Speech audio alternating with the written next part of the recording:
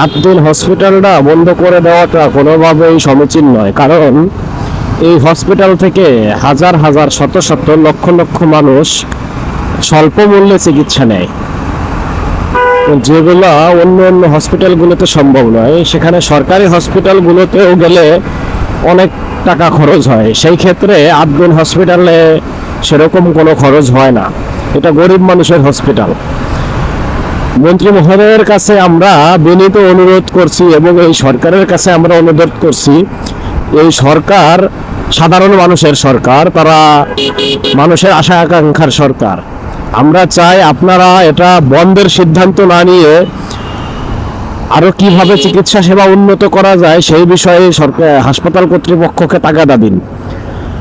আপনারা বড়লোক মানুষ, আপনারা এমপি মন্ত্রী, আপনারা অনেক উচ্চ লেভেলের এলিট সেলের মানুষ, কিন্তু আবদিন হসপিটালে যারা চিকিৎসা নিতে যায় তারা সবাই নিম্ন শ্রেণীর।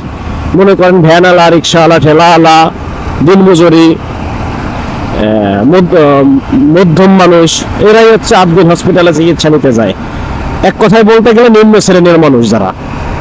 এখন আমাদের প্রাণের দাবি হচ্ছে, আমরা চাই আবদিন হসপিটাল বন্ধ না করে সরকার তাদের বিরুদ্ধে যে ব্যবস্থা নিতে চাচ্ছে সেটা নিয়ে তারা যেন তাদেরকে সংশোধনের রাস্তা দেয়। যে এখন যেরকম চিকিৎসা সেবা আছে তার চাইতে যেন আরো অনেক উন্নত চিকিৎসা সেখানে দেওয়া হয়,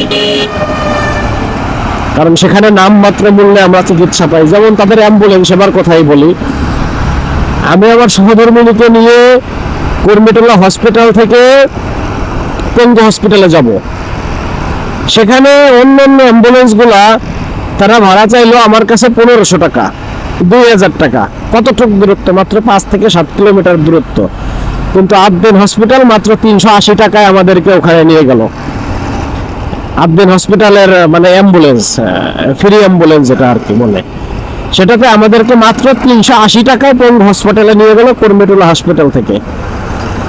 তাই আমরা আবদিন হসপিটাল কোনোভাবেই বন্ধ চাই না। আপনারা আমাদের সরকার, আমাদের জনগণের সরকার, আপনাদের কাছে আমাদের বিনীত অনুরোধ, এই সিদ্ধান্ত থেকে আপনারা সরে আসুন, কারণ এটা গরিব মানুষের হসপিটাল। আমরা তো মাউন্ট এলিজাবেথ হসপিটালে যেতে পারবো না, আমরা দেশে এভার কেয়ারেও যেতে পারবো না, পপুলারে যেতে পারবো না। আমরা যেতে পারবো আমাদের আয়ের মধ্যে, সক্ষমতার ভিতরে কোন হসপিটালটা আছে যারা আমাদেরকে সেবা প্রদান করে, সেখানে যেতে পারবো। তাই আপনাদের কাছে আবারও অনুরোধ, আপনারা এই সিদ্ধান্ত থেকে সরে আসুন। আসসালামু আলাইকুম।